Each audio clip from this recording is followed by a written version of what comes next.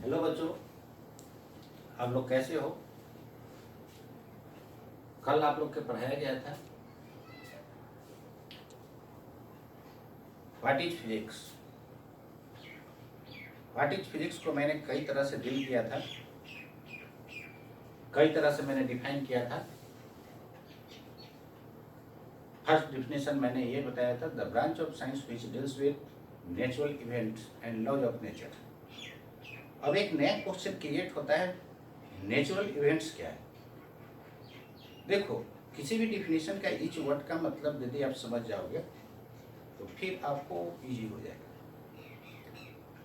Physics आप लोग सुना होगा, बहुत लोग के मुंह से आप लोग सुना होगा कि ये बहुत टफ सब्जेक्ट है। आप खुद सोचो, ये बहुत टफ सब्जेक्ट रहेगा तो हम लोग के बस की बात रहेगा? नहीं रहेगा। क्या इसको कोई जानवर पढ़ सकता है? अरे यार, हम लोग पढ़ेंगे। यानी फिजिक्स को आप यदि सही तरीका से इसको पढ़ते हो, ये बिल्कुल आसान सब्जेक्ट है और इंटरेस्टिंग सब्जेक्ट भी है। इसलिए इससे टेंशन बिल्कुल नहीं लेना है। ये डिपेंड करता है कैसे आप इसको स्टडी करते हो और किस तरह पढ़ाने वाले हैं, इस पे डिपेंड करता है। यदि इसको ढंग से पढ़ाया जाए तो मैं उम्मीद करता हूँ ये बिल्कुल आसान सब्जेक्ट है। इससे आसान अदर सब्जेक्ट आपको कोई भी नहीं लगेगा। लेकिन रियल में इसको देखा जाए तो ये यूनिवर्स का सबसे टफेस्ट सब्जेक्ट माना जाता है। लेकिन आप यदि इसको अच्छे से पढ़ोगे तो आपको कभी भी ये प्रॉब्लम क्रिएट करने वाला नहीं है। आप लोग सुना होगा, खासकर मेडिकल के स्टूडेंट को फिजिक्स इतना टफ लगता है तो फिजिक्स के कारण जो है उसका रिजल्ट नहीं हो पाता है और फिजिक्स से हमेशा जो है दूरी बना करके रखता है। लेकिन यदि आप इसको बहुत अच्छे से पढ़ोगे, ढंग से पढ़ोगे, प्रैक्टिकल लाइफ से रिलेट करके पढ़ोगे तो ये आपको कभी दिक्कत करने वाला नहीं है। इसलिए मैंने कई तरह से लास्ट क्लास आपको फिजिक्स क्या होता है ये मैंने डिस्कस किया था। मैंने चलो एक बार रिव्यू कर दे रहे हैं लास्ट क्लास का। The branch of science which deals with natural events and laws of nature. What are the natural events? मैंने आपको बताया था कि दो स्टोन को स्ट्राइक करोगे तो वहां से कौन कौन सा फिनोमिनन मिलेगा। एक तो स्ट्राइक होगा तो वहां से साउंड इमिट होगा, लाइट इमिट होगा, और जहां पर स्ट्राइक होगा वहां पर क्या हो जाता है, हॉट हो जाता है। अब बताओ, यहां पर मैंने जो स्ट्राइक किया दो स्टोन को, ये क्या हुआ, ये आर्टिफिशियल इवेंट हुआ। लेकिन वहां से जो इमिट हुआ वो क्या मेरे बस में है क्या? नहीं। यदि मेरे बस में होता तो यहाँ पर ध्यान दो, इधर दो कोइन को मैं टकरा रहा हूँ, यहाँ भी दो बड़ी को ही मैंने टकरा रहा हूँ, लेकिन यहाँ पर लाइट किसी भी हाल में इमिट नहीं। लेकिन वही स्टोन को आपने टकराया तो वहाँ से लाइट भी इमिट हुआ, साउंड भी इमिट हुआ, और जहाँ पर स्ट्राइक किया वहाँ पर क्या हो गया, हॉट हो गया। लेकिन यहाँ पर देखो, लाइट किसी भी हाल में इमिट नहीं होगा। यदि ये मेरे बस में होता तो यहाँ पर भी लाइट इमिट करा सकते थे कि नहीं करा सकते थे? तो क्यों नहीं लाइट इमिट हो रहा है? क्योंकि ये मेरे बस में नहीं। मैंने इसको स्ट्राइक किया, ये आर्टिफिशियल है, लेकिन जो यहाँ से इवेंट इमिट हो रहा है, जैसे लाइट इमिट हो रहा है, साउंड इमिट हो रहा है, और जहाँ पर स्ट्राइक हुआ वहाँ पर हॉट हो गया, ये हमारे बस में नहीं है। ये किसके बस में है? जो आपके बस में नहीं हो, किसके बस में है? नेचर के बस में। That is natural events. यानी फिजिक्स जो भी स्टडी करता है नेचुरल इवेंट्स का स्टडी करता है। तो फिजिक्स के डिफिनेशन में मैंने देखा, the branch of science which deals with natural events and laws of nature. Without laws of nature का आप नेचुरल इवेंट का स्टडी कर पाओगे क्या? नहीं कर पाओगे। तो नेचुरल इवेंट्स का स्टडी करने के लिए कुछ लॉ होना चाहिए, इसलिए लास्ट में वो लिखा हुआ है लॉज ऑफ नेचर। आप चाहो तो विदाउट लॉज ऑफ नेचर लिखे हुए भी फिजिक्स का डिफिनेशन दे सकते हो, क्योंकि नेचुरल इवेंट का स्टडी करने के लिए लॉज ऑफ नेचर नेसेसरी है। वो अंडरस्टूड है, वो ना भी आप लिखोगे चले। तो आप फिजिक्स को ऐसे भी डिफाइन कर सकते हो, the branch of science which deals with natural events is called physics. फिर मैंने इसको इस तरह भी डिफाइन किया, the branch of science which deals with physical quantities. What are the physical quantities? Physical quantity मैंने बताया था, the quantities which can be measured is called physical quantity. The quantities which can be measured are called physical quantities. यानी ऐसा quantity जिसको आप major कर सकते हो क्या हो जाएगा? फिजिकल क्वांटिटी हो जाएगा। जैसे मास को मेजर कर सकते हो 1 kg, 2 kg, 3 kg। डिस्टेंस को मेजर कर सकते हो 5 किलोमीटर, 8 किलोमीटर, 10 किलोमीटर। टाइम को मेजर कर सकते हो। नहीं मेजर कर सकोगे तो बताओ कितने बजे क्लास है, आपको ये पता चलेगा? नहीं चलेगा। मतलब टाइम को भी आप मेजरमेंट कर सकते हो, 10 o'clock, 5 o'clock, 6 o'clock मेजर कर सकते हो।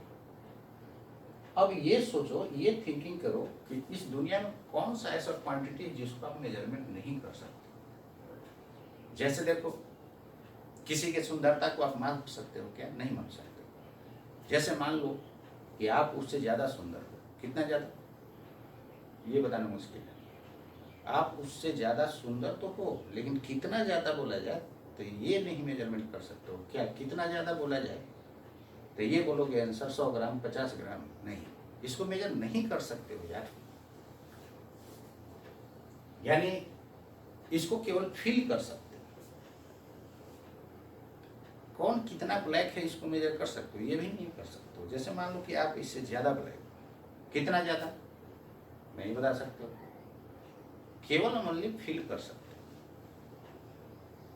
तो फिजिकल क्वांटिटीज क्या होता है जिसको हम लोग आप मेजर कर सकते हो, that is called physical quantity. लेकिन जिसको मेजरमेंट नहीं कर सकते हो फिजिकल क्वांटिटी नहीं होगा।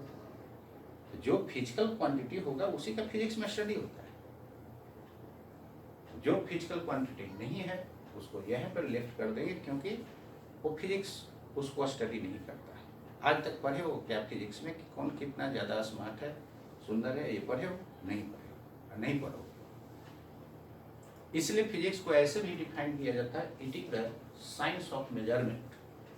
मतलब जो भी इसमें हम लोग का काम करना है सब मेजरमेंट का काम करना है, यानी it is the science of measurement. अब बताओ, लाइफ में कभी भूलोगे व्हाट इज फिजिक्स? कभी नहीं भूलोगे।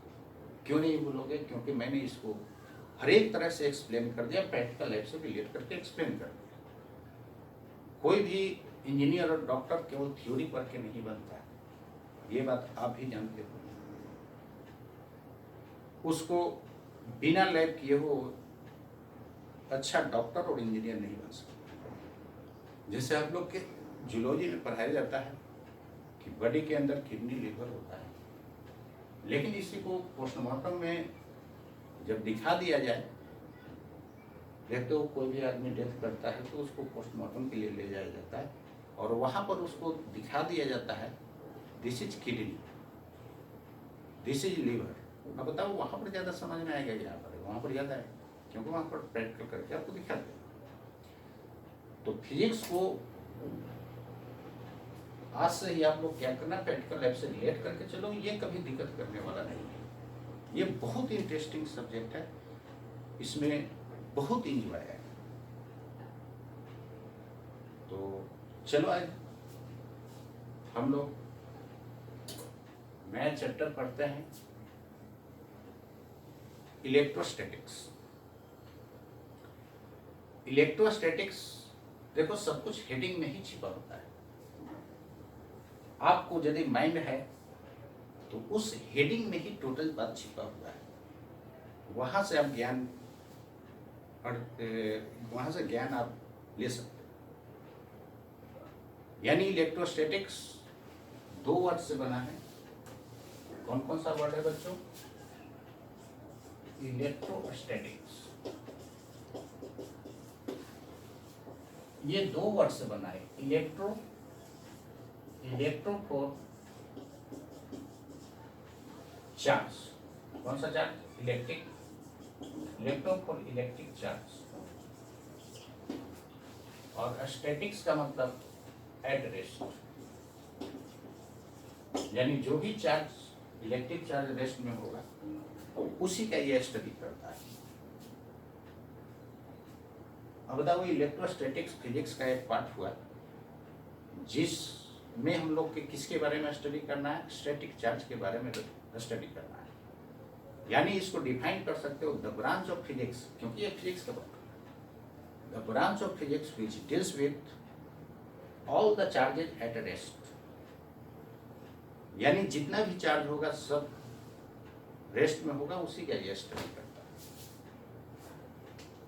तो इसको आप कैसे डिफाइन कर सकते हो? The branch of physics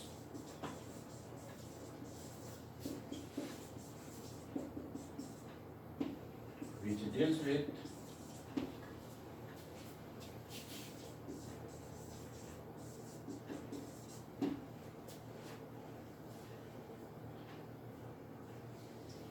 all the charges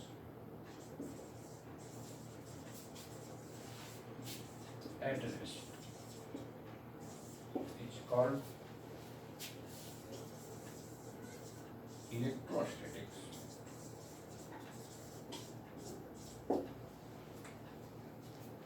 इसको क्या बोला जाता है? इलेक्ट्रोस्टैटिक्स बोला जाता है। यानी इलेक्ट्रोस्टैटिक्स 2 वर्ड से बना है। Electro for electric charge and static means at rest. यानी जो भी चार्ज होगा वो जो रेस्ट में होगा उसी का ये स्टडी करता है। तो अब यहां से एक नया वर्ड आता है, इलेक्ट्रिक चार्ज क्या होता है। देखो, सिस्टमैटिक स्टडी करते चलना है, ये कभी आपको प्रॉब्लम क्रिएट नहीं करेगा। नीट और IIT जेईई को बहुत इजीली आप क्रैक कर सकते हो। कितना आप जगह देखा होगा कि केवल ट्रिक्स बता दिया जाता है, लेकिन ये ट्रिक्स आया कहाँ से ये नहीं बताया जाता है, जिसके कारण जो है स्टूडेंट कन्फ्यूज रहता है और एग्जाम में जाता है तो भूल जाता है कि ट्रिक्स था क्या। तो चलो, हम यहाँ पर आपको ट्रिक्स भी बताएंगे, लेकिन वो ट्रिक्स आया कैसे ये भी आपको बताया जाएगा। यानी ये सिस्टमैटिक हम लोग स्टडी करेंगे। तो देखो, इलेक्ट्रोस्टैटिक्स का मतलब हुआ जो भी चार्ज रेस्ट में होगा उसी का ये स्टडी करता है। इसको आप नोट कर लो, फिर आगे हम लोग देखते हैं इलेक्ट्रिक चार्ज होता क्या है।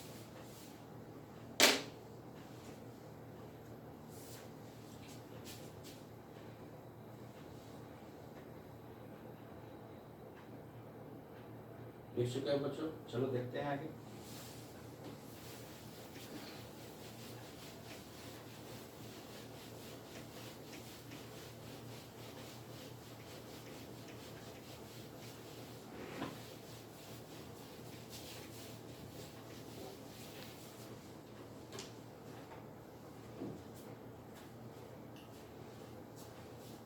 देखो, इस फील्ड में हम ऑलमोस्ट 15 ईयर्स से पढ़ा रहे हैं।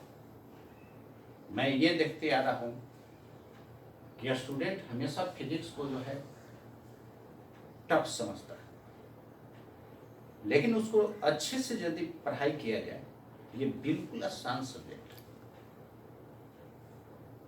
और फिजिक्स के कारण बहुत सारे मेडिकल स्टूडेंट्स जो है नीट का प्रिपरेशन करते करते लास्ट में वो थक जाता है, बोलता है कि हमको याद नहीं हो पाए। बाकी उसका सब ठीक रहता है, जूलॉजी, बॉटनी, केमिस्ट्री उसका बहुत अच्छा होता है। वो मार कहाँ खाता है? फिजिक्स में खाता है। इंजीनियरिंग वाला भी आप देखोगे तो केमिस्ट्री मैथ उसका अच्छा होता है, वो भी फिजिक्स में ही मार खाता है।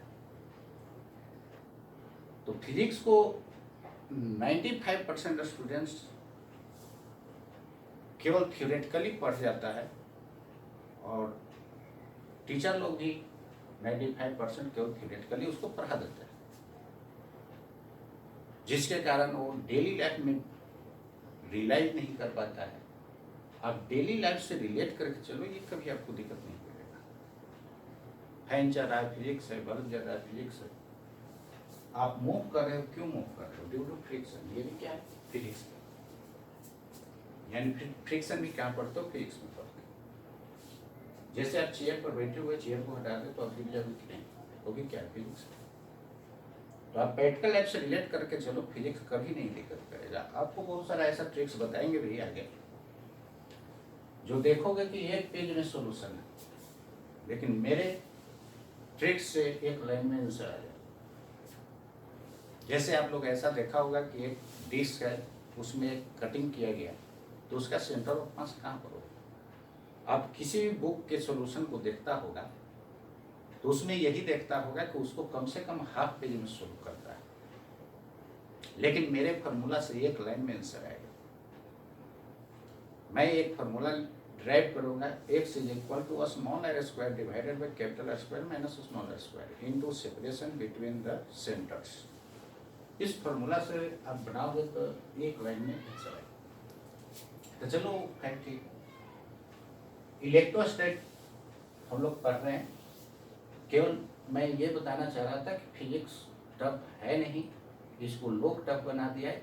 इसको आप यदि प्रैक्टिकल लाइफ से रिलेट करके चलोगे तो ये कभी आपको दिक्कत नहीं। अब एक नया वर्ड आया, इलेक्ट्रिक चार्ज। देखो इलेक्ट्रिक चार्ज क्या होता है। ये किसी भी मटेरियल का एक प्रॉपर्टी है जिसके कारण दूसरे बॉडी पर ये फोर्स एक्सर्ट करता है और ये खुद फोर्स एक्सपीरियंस करेगा जब इलेक्ट्रोमैग्नेटिक फील्ड में रखोगे तब। यानी ये दो तरह से आप डिफाइन कर सकते हो उसको। The property of a material, matter लिखो, मटेरियल लिखो, ड्यू टू व्हिच, लैंग्वेज में सिंपल लिखना, बुक का लैंग्वेज टफ होता है। आप लोग एग्जाम में ओन लैंग्वेज का डिमांड करता है। जैसे 12th का एग्जाम देते हो, 11th का एग्जाम देते हो, 10th का एग्जाम देते हो, ओन लैंग्वेज डिमांड करता है। ओन लैंग्वेज मतलब क्या? भोजपुरी में लिखोगे, मगही में लिखोगे? नहीं, ओन लैंग्वेज इंग्लिश में ही आप लिखो, लेकिन उसको सिंपल वर्ड का यूज करो ताकि इजीली लोग समझ जाए। बुक में देखोगे लैंग्वेज टफ होता है, उसको पढ़ोगे आप दिक्कत करेगा। ड्यू टू व्हिच, मेरा जो भी लिखूंगा इसमें सब own language. Due to which it experiences force when it is kept in electromagnetic field.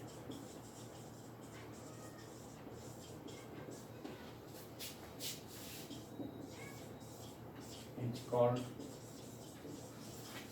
electric charge.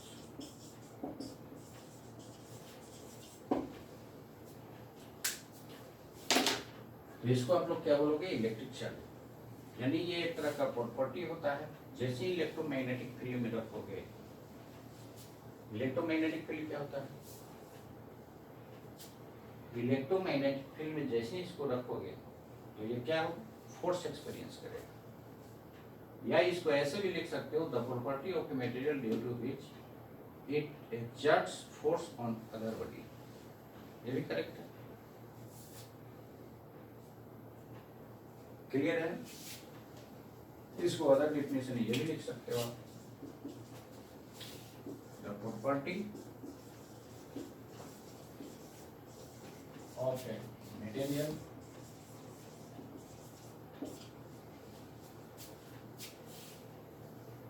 Due to which it exerts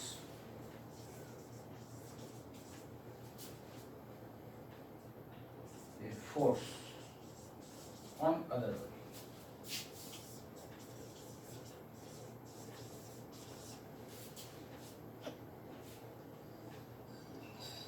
It's called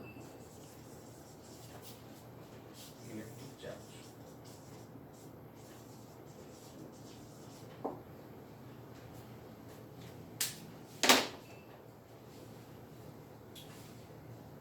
electric charge एक मटेरियल का प्रॉपर्टी हो जाता है जिसके कारण जो होता है दूसरे बॉडी पर फोर्स लगाता है, या इसको ऐसे बोल सकते हो इलेक्ट्रोमैग्नेटिक फील्ड में फोर्स एक्सपीरियंस करता है। यानी मटेरियल का ऐसा प्रॉपर्टी है जिसके कारण यह फोर्स एक्सपीरियंस करता है। कहाँ पे? Electromagnetic field. नोट कर लिया आप। चलो तो हम लोग चार्ज क्या होता है ये भी हम लोग देखेंगे। अब देखो चार्ज को प्रोडक्शन हम लोग कैसे कर सकते हैं, यानी प्रोड्यूस कैसे किया जा सकता है, यानी किसी डे पर चार्ज कैसे हम लोग ला सकते हैं। देखो सिंगल बॉडी के लिए चार्ज, कहने का मतलब कि आइसोलेशन में यदि रहेगा, एकांत में रहेगा, तो इस पे आप चार्ज नहीं ला सकते। चार्ज कैसे लाएगा? चाहे तो इलेक्ट्रॉन को यहां से रिमूव करा दो, इलेक्ट्रॉन का मूवमेंट ही चार्ज प्रोड्यूस का कारण होता है। जैसे ये न्यूट्रल बॉडी है, तो न्यूट्रल बॉडी से यदि आप इलेक्ट्रॉन को निकालोगे तो जहां से इलेक्ट्रॉन जाता है वहां प्लस आता है, और जहां गया वहां माइनस होता है। सिंपल आप देखो, जैसे प्लास्टिक का कॉम आप लोग देखा होगा, आपके घर में भी होगा, उसको स्मॉल पीसेज ऑफ पेपर्स रख करके उसको टच कराना, तो अट्रैक्ट नहीं करेगा। नजदीक में लाओगे तो अट्रैक्ट नहीं करेगा। लेकिन वही ड्राई हेयर्स में यदि आप इसको रब करके उसको टच कराओगे तो स्मॉल पीसेज ऑफ पेपर्स को क्या कर लेगा? वो अट्रैक्ट कर लेगा। क्यों अट्रैक्ट कर रहा है? क्योंकि उस पर चार्ज क्रिएट है, चार्ज क्रिएट हो गया। तो कॉम से इलेक्ट्रॉन मूव करके किस में चला जाता है? सॉरी, हेयर से इलेक्ट्रॉन्स मूव करके कॉम में चला जाता है। तो कॉम में गया इलेक्ट्रॉन, जहां गया वहां निगेटिव आएगा, और जहां से गया वहां पॉजिटिव आएगा। तो चार्ज का प्रोडक्शन कितने तरह से कर सकते हो?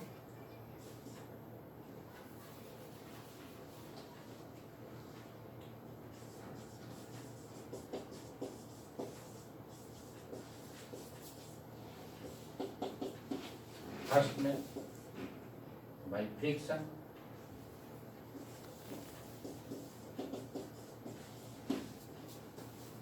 या रबिंग लिख सकते हो, रब कहते हैं। जैसे आप लोग देखता होगा, फोर व्हीलर गाड़ी कोई जा रहा है, फोर व्हीलर हो कोई भी व्हीकल हो, तो उसको बॉडी से एयर क्या होता है? स्ट्राइक करता है, यानी फ्रिक्शन हो। फ्रिक्शन के कारण बॉडी पर चार्ज आ जाता है। फिर आप लोग ग्लास रॉड को सिल्क से रब करो, तो ग्लास रॉड पॉजिटिवली चार्ज होता है और सिल्क नेगेटिवली हो जाता है। वही ग्लास रॉड को वूल से आप रब करोगे तो ग्लास रॉड नेगेटिवली हो जाएगा, वूल पॉजिटिवली होगा। ऐसा क्यों हो रहा है? वूल पॉजिटिवली हुआ मतलब वहां से इलेक्ट्रॉन मूव करके किसमें चला गया? और ग्लास रॉड में चला गया। तो जैसे ही रब करोगे तो क्या होता है? एक बॉडी से दूसरे बॉडी में इलेक्ट्रॉन का ट्रांसफर होता है। ट्रांसफर होने के कारण ही बॉडी पर चार्ज अपीयर होता है। ट्रांसफर होने के कारण ही बॉडी पर क्या होता है? चार्ज अपीयर होता है। तो फ्रिक्शन के कारण भी आप कर सकते हो। सेकंड में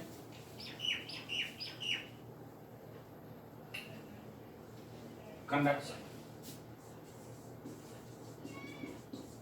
कंडक्शन के कारण, जैसे देखो मान लो कि ये कंडक्टर है और एक ये दूसरा कंडक्टर है। पहले से इस पर मान लो कि चार्ज है, तो ये कंडक्टर है, तो ये चार्ज मूव करके कुछ इस पर चला जाएगा। क्यों ऐसा चला जाएगा? क्योंकि देखो ना, यहाँ पर प्लस प्लस है, ये भी प्लस प्लस है, यहाँ भीड़ बहुत ज़्यादा है, तो भीड़ में रहना चाहेगा नहीं। या ऐसे में आगे पढ़ोगे प्रॉपर्टी ऑफ चार्ज में कि लाइक चार्जर रिपेल करता है, तो रिपेल करेगा तो क्या होगा? कुछ इस पे चला जाएगा। तो यहाँ पे क्या होगा? Conduction of charge. तो कंडक्शन के कारण भी चार्ज क्या होती है? इस पर प्रोड्यूस होती है। फिर आप थर्ड में देखो इंडक्शन। ये हो गया बाई कंडक्शन, ये हो गया बाई इंडक्शन, इंडक्शन के कारण भी होता है। इसमें देखो कंडक्शन में टच करा दिया जाता है, लेकिन इंडक्शन में सेपरेटेड रखना है। जैसे देखो मान लो ये निगेटिवली चार्ज है, निगेटिवली चार्ज मतलब इलेक्ट्रॉन इस पर क्या हो गया, एक्टिवेट कर गया। यहाँ पर कोई न्यूट्रल बॉडी कंडक्टर रखोगे, इसमें बहुत सारा फ्री इलेक्ट्रॉन्स होगा, ये निगेटिव वाला इसके पॉजिटिव, निगेटिव वाला क्या करेगा, इलेक्ट्रॉन्स को यहाँ पर जो फ्री इलेक्ट्रॉन्स हो उसको भगा देगा, भाग के चल गया वहाँ, जहाँ से गया वहाँ प्लस और जहाँ गया वहाँ माइनस। वहाँ पे इंडक्शन के कारण भी चार्ज को प्रोड्यूस कर सकते हैं। तो इतने तरह से हम लोग चार्ज को प्रोड्यूस कर सकते हैं। चलो देखोगे चार्ज आता कैसे है। जैसे मान करके चलो सोडियम, इसमें अभी 11 प्रोटॉन्स होगा, प्रोटॉन पर प्लस होता है, इलेक्ट्रॉन पर माइनस होता है। जैसे ही एक इलेक्ट्रॉन को रिलीज करेगा तो अब यहाँ 11 प्रोटॉन्स और 10 इलेक्ट्रॉन्स बचेगा। प्रोटॉन्स तो न्यूक्लियस में होता है, उसको आप रिमूव नहीं कर सकते हो, लेकिन इलेक्ट्रॉन्स आउटर मोस्ट ऑर्बिट वाला को आप रिमूव कर सकते हो। एक इलेक्ट्रॉन से रिमूव हुआ तो एटम इलेक्ट्रिकली न्यूट्रल होता है। क्यों न्यूट्रल होता है, देखो जितना माइनस है उतना प्लस है, कैंसिल हो जाए, इसलिए इस पर नेट चार्ज क्या है, जीरो, उसको न्यूट्रल बॉडी बोला जाता है। लेकिन इसमें एक इलेक्ट्रॉन ज्यादा, 10 प्रोटॉन 10 इलेक्ट्रॉन एक दूसरे को कैंसिल करेगा, 10 प्लस 10 माइनस, एक प्लस बचे प्लस इलेक्ट्रॉन को देखो ये इसने रिलीज किया। इसका मतलब ये हुआ कि न्यूट्रल बॉडी से यदि इलेक्ट्रॉन जाएगा तो उस पर प्लस आएगा, और जहां जाएगा वहां पर क्या आता है, माइनस आता है। तो इसी तरह बॉडी को हम लोग 3 कैटेगरीज में डिवाइड करते हैं, neutral body, positively charge body, negatively charge. Charge 2 तरह का होता है, पॉजिटिव चार्ज, दूसरा नेगेटिव चार्ज। चार्ज कितने तरह का होता है, 2 तरह का होता है, पॉजिटिव चार्ज, दूसरा नेगेटिव चार्ज। तो बॉडी कितने तरह का हो गया, 3 तरह का होगा। एक तो न्यूट्रल बॉडी हो गया,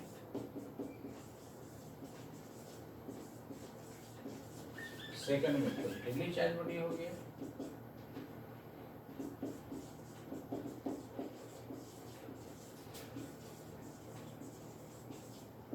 and third negatively charge body.